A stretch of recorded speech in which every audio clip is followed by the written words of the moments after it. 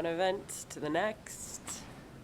I am getting on a shuttle to head to the airport to fly out of Colorado to head to Boise, Idaho to do some filming for some filming on the truck build and give you guys the next episode and see what progress has been made and all the stuff that they've done to it so far. So that's where I'm currently heading, and the adventure just always continues, right? Onward and onward. Whew.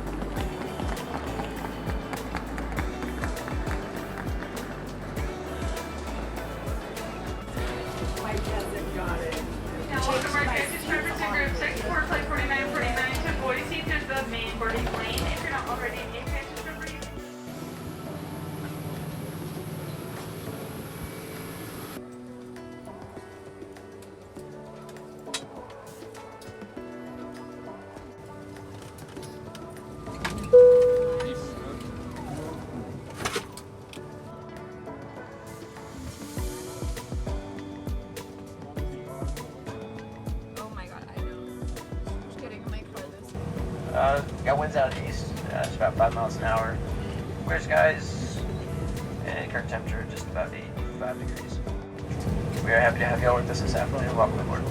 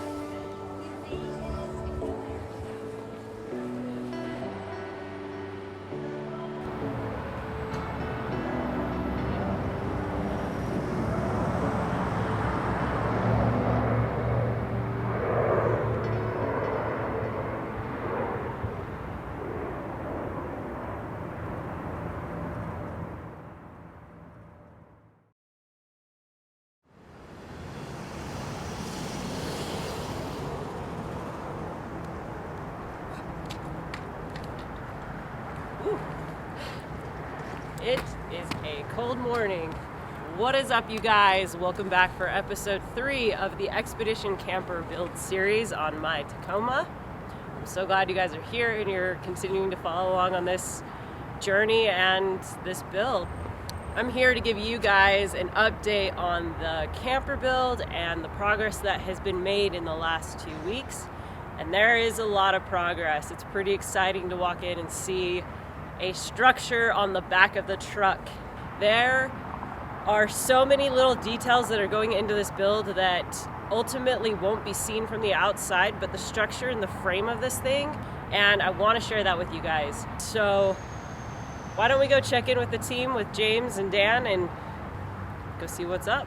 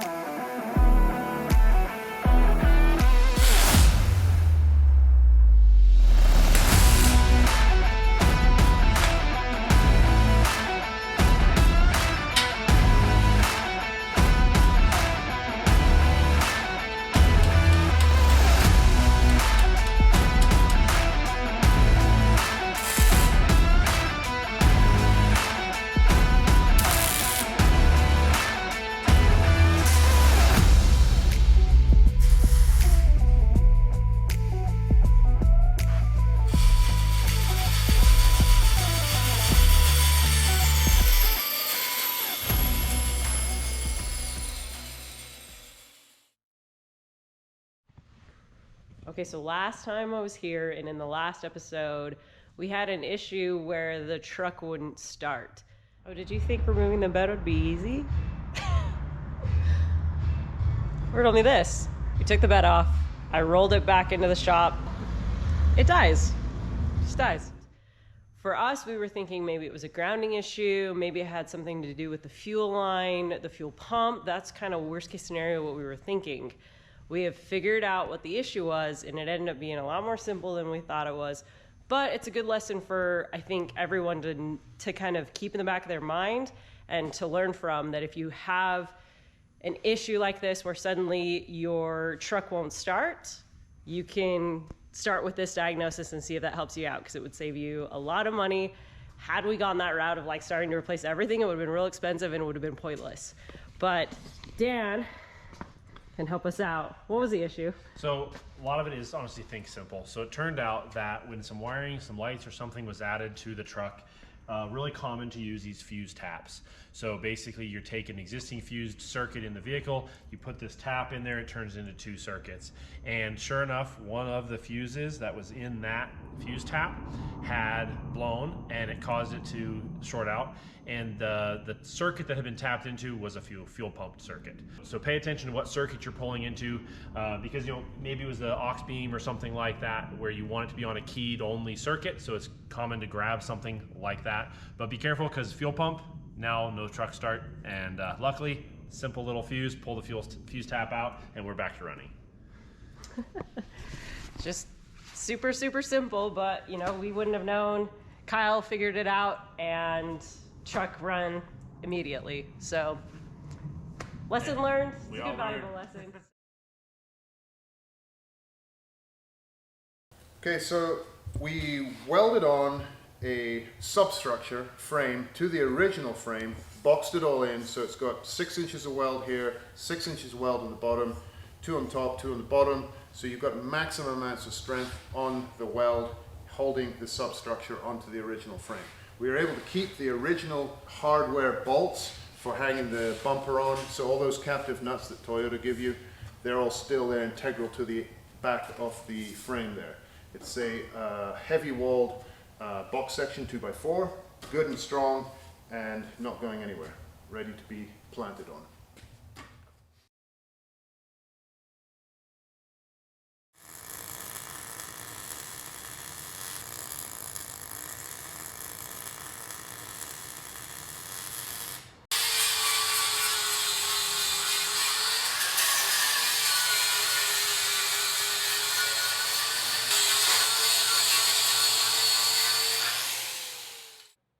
So the whole foundation of this camper we're building is the tray that it actually sits on. So this functions similar to a flatbed, but we've specifically built it to sit much lower on the frame and expand the dimensions of the frame out to fit our camper body. Because this body sits at the former wheel well, or the fender well width, whereas the previous one sat just on the frames.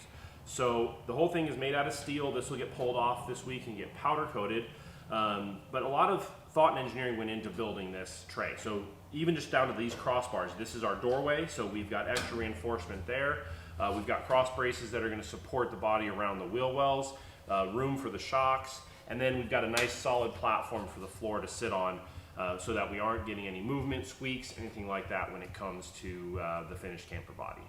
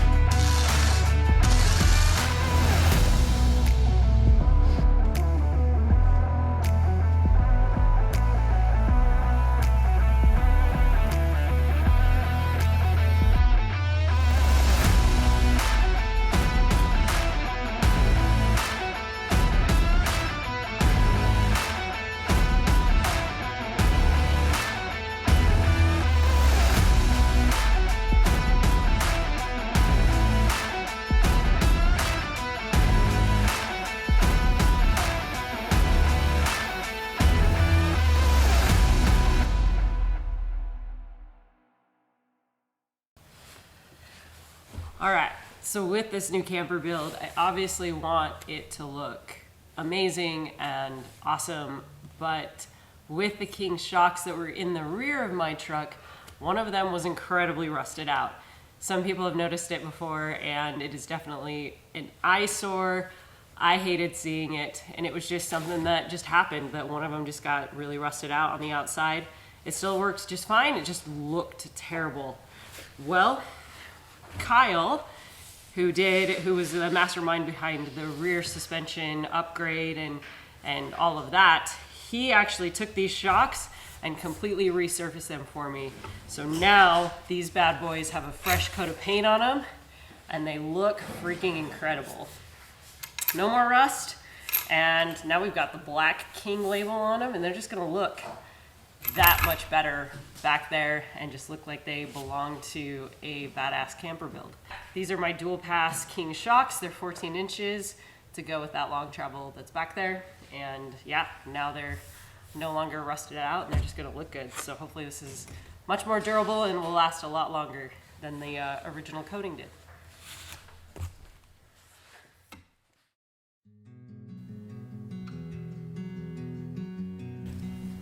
So the way we're able to get rid of that crossbar that went across is the old hoops were just welded to the side of the frame with this round tube. So pretty small weld surface area. But if you look at the Artec hoops, they're fully welded sides, top, and bottom. So we went from maybe 2 inches of weld surface to about 15 inches of weld surface. Now that's gonna make this thing, I mean, this has become one with the truck now. There's no reason this will ever move.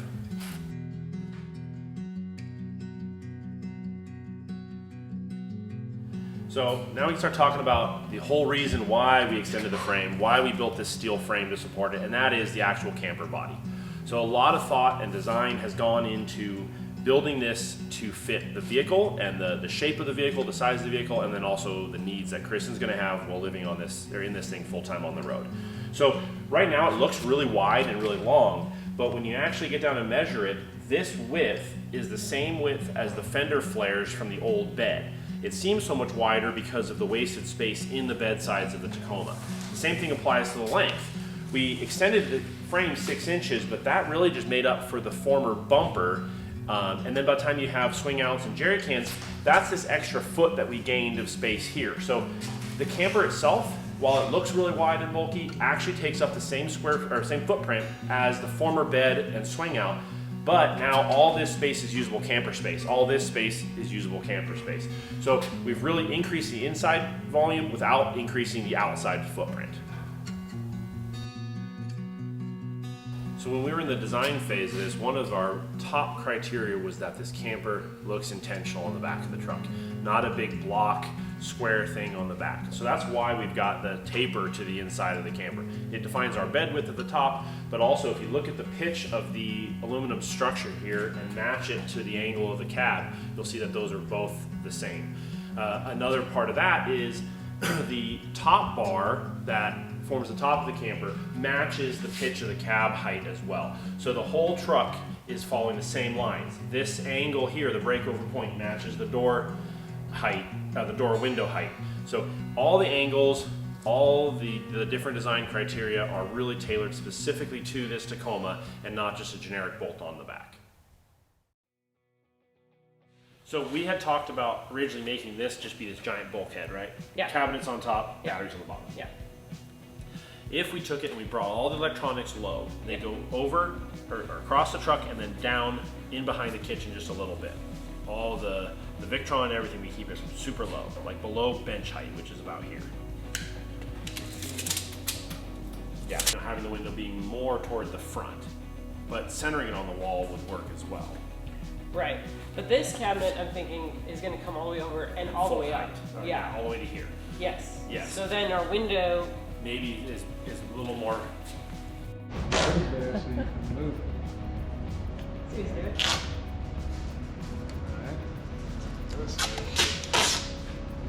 So imagine that the window is Here, they'd be like button up against that. You're basically, yeah. It may have to move an inch back just to make a little bit of room for the cabinetry, but you're basically up against the cabinetry on the inside. Which I wouldn't mind then setting it back. What if we a little centered bit. it on the outside?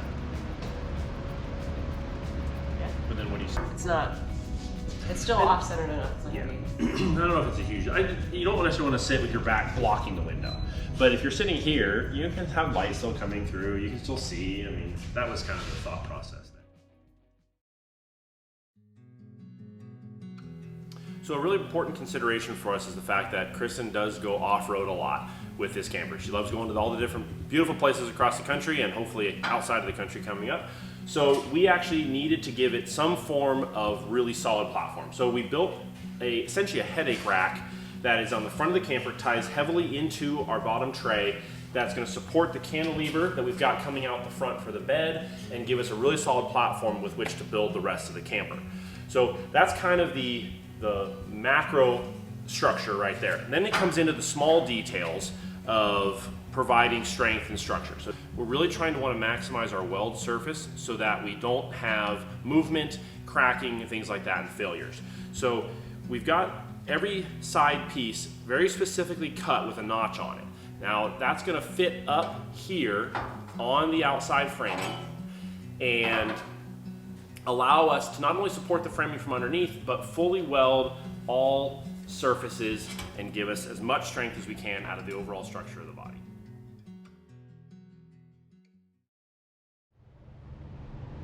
Pretty cool to see the build coming together, that's for sure. So it looks really wide right now. When we look at this, it's people I'm sure are gonna think, holy crap, that is wide. And it's actually not as wide as it seems. Dan alluded to it earlier that it's no wider than what the back fenders were with the truck bed on. And it's actually no longer than when I had the bumper on it with the swing out and the tire, all of that. Literally the footprint's the same. It just looks really big. I think once the paneling starts to go on and once we fill in these gaps, it's gonna close this in a lot more and it's gonna look much more like it's part of the vehicle. Because right now, yeah, it just seems massive. And I'm sure people are gonna be like, what have you done?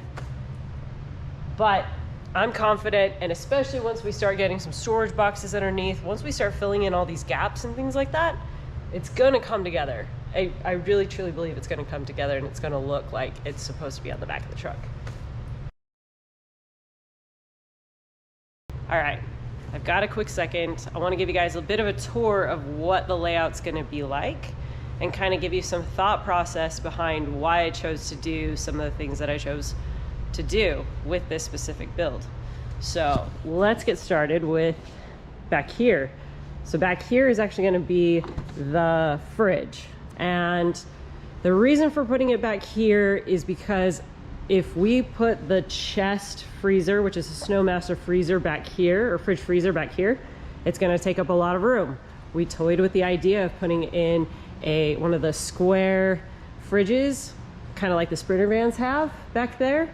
And again, it was just going to take up even more room. It was going to change the angles. It was just going to change a lot of stuff. It didn't make sense to put it back here when I want more space, more livable area. So I'll just keep the fridge up here. I've had the fridge on the other side, but back here for the last 3 years, my fridge has been back there and it's worked. It's fine. I don't find myself like, there's never really any situations that it's been like, oh my gosh, I wish the fridge was in the back. So I don't mind that the fridge is in the cab, and I did the rear seat delete, so it works. Okay, so moving forward. Here, right here is going to be a drop down, pull out drawer that's gonna have the stove on it, all the cook stuff. Yes, I'm gonna be cooking outside. You might think that's a little bit strange to not cook inside the camper. Well, if you do your research and the more people that you talk to, and especially the van life people, rarely are they cooking indoors. You don't really cook indoors and it's gonna smell up your place. You're gonna have that lingering food smell, and people don't cook indoors. People cook outdoors, and I did as well. Think about, like, I was off the back of the truck, tailgate down, I had my stovetop there, so I was always cooking outside. I never cooked inside my camper. So gonna mimic that as well, that everything is gonna be external. I'm going to have the option of taking the cooktop from outside or on that drawer and put it inside. If absolute worst case scenario, I have to cook indoors, I can. But predominantly it's gonna be outside. I'm gonna have an outdoor cooking area. With that, I'm gonna have an awning. The awning will go up there. So right, I'll have some shade out here. The door is gonna go here. We're gonna create something totally custom and unique. I'm actually not gonna tell you about it, but you can imagine a door that goes up and entry, it's gonna be kind of like maybe like a fighter jet, if you will. It's gonna be sweet. So I'm gonna leave that one a mystery for now. Coming back here, we're gonna have likely the Max Tracks there, fold down table. It's very common and popular. Thought about that a couple of years ago. Thought it would be really cool to have. On this side, we're gonna have a turn window, and then the fuel stuff is gonna be here. And then as well, underneath here is going to be some storage boxes like a flatbed would have, right? Storage for recovery ropes, tools, whatever it might be. Should we step inside? We're gonna have to figure out some steps and stuff. And here we are inside of the camper. And there is so much room. This floor space is insane. Absolutely insane. I mean, to watch where I'm stepping so I don't step through. But like the fact that we go all the way out to where the old wheel well was, back, you know, over there, and utilizing that space, as well as the space in the back here. Let's see, let me step forward. Ooh, carefully.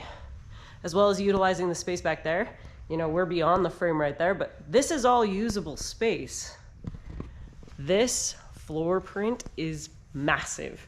It's seriously so much bigger than the other one, and yet it's the same footprint that the truck was before, or the camper and the truck bed was before.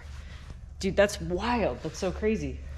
So bed is gonna go there, and obviously is gonna come out to a certain point. I'm still gonna be able to stand up in the back here, and so the bed will only come out so far, and there will still be room back here to be able to stand, even with the bed down. I'm gonna build another similar platform like I did in my old drifter camper, where this platform will be able to rise up out of the way. That is key with wedge campers, hands down. Now, for layout, the batteries are gonna go here with the inverter, and all the power management's gonna go there. On this side is gonna be more storage. Remember, that's the drawer that goes out externally. This way is going to have its own custom cabinet. There's going to be a sink on top, and then all kinds of drawers and storages for dry goods, pantries, toiletries, whatever it might be. And then the water system, so over here is gonna be a bench seat. And the plan with the bench seat is to be able to do stealth camping, because that, I really, really wanted to try to keep stealth camping if it's possible. So over here is going to be a bench seat. You're gonna have fuel, diesel fuel cell. So I'll have both fuel inputs there. The diesel heater will go somewhere there and be able to crank into here. And then on that side is gonna be the water storage that's gonna feed up into the sink. There's gonna be a turn window on that side. The turn windows are beautiful. I love the shade options and then the screen options. Really clutch. We're gonna build the lid a little bit taller. So the profile of this is actually gonna sit a little taller than both the Vagabond or like a Go Fast especially. But it's gonna be taller because when I close this thing, I wanna keep all my bedding up here. I'm tired of pulling pillows down and putting pillows back.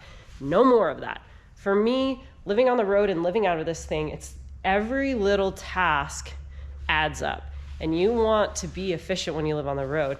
So doing that every single day just gets old. And I know it's small and simple and woe is me, but those things just, they kind of grow old on you. So if we can create something where the pillows, the bedding, everything can stay on top, we're going for it. So if I have to add a couple extra inches on top to make that happen, I'm doing it. You know, traditionally, people just go out and weekend camp, and that's awesome and great. For them to pull the pillows off twice, right? No big deal.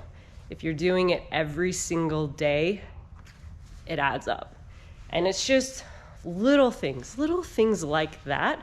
For me, in my old setup, I had Step 22 gear bags. Now, I loved those bags, and I used those bags for my clothing. But thinking about, okay, I have to pull that bag out. I have to unzip that bag. Now I can get into my clothes. Okay, rezip the bag, put the bag away. what was that, 5 steps to get a t-shirt. Versus if I have the drawers here, drawer, shirt, drawer shuts, 3 steps.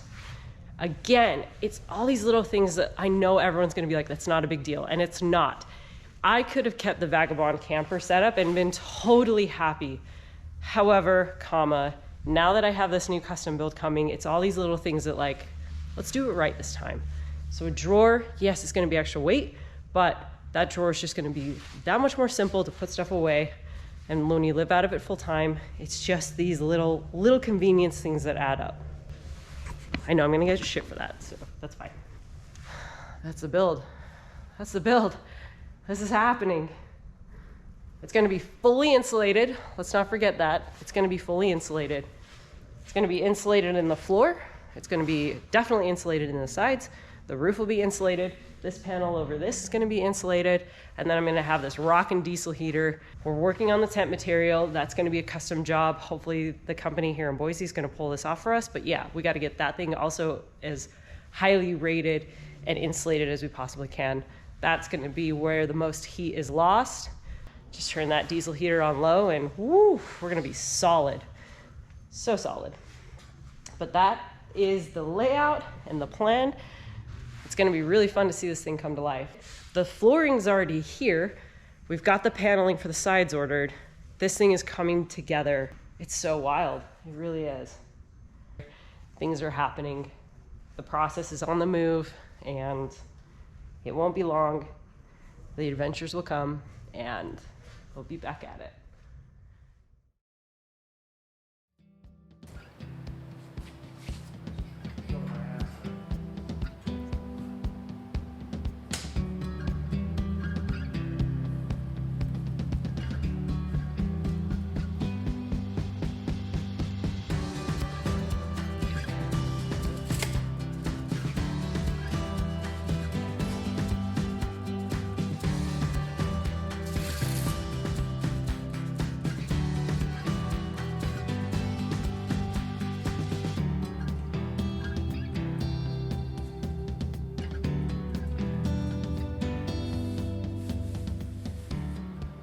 That view that this is coming in like this kind of gives it kind of a cool look. So from a rear view of the camper, it gives it a slightly narrower look from behind, which gives it a bit more profile picture. Same on the other side with a shaped in, nice flat piece there. This side, you've got the same profile finishing here. And then when you look down this side, you've got the same profile here. And this effectively will come out as being flat all the way down. So it'll give you that beveled edge with a couple of different corners on it.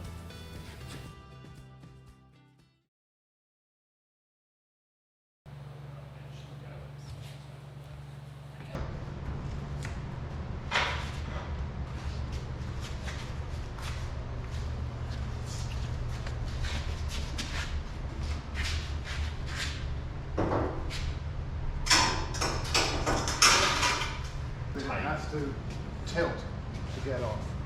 Full side. There you go. Perfect.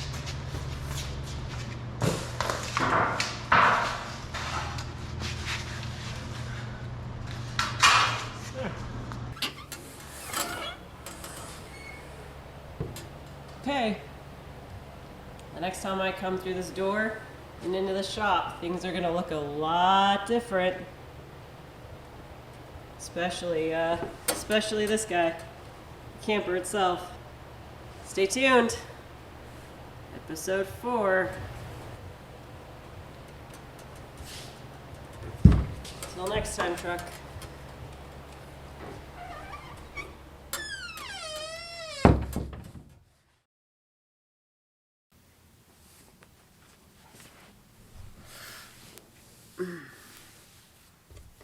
Okay, that wraps up episode 3. It is truly wild to see the build and the structure actually coming to life now. It's just kind of surreal, you know? And it's exciting and just I just keep like thinking to myself, there's nothing else like this.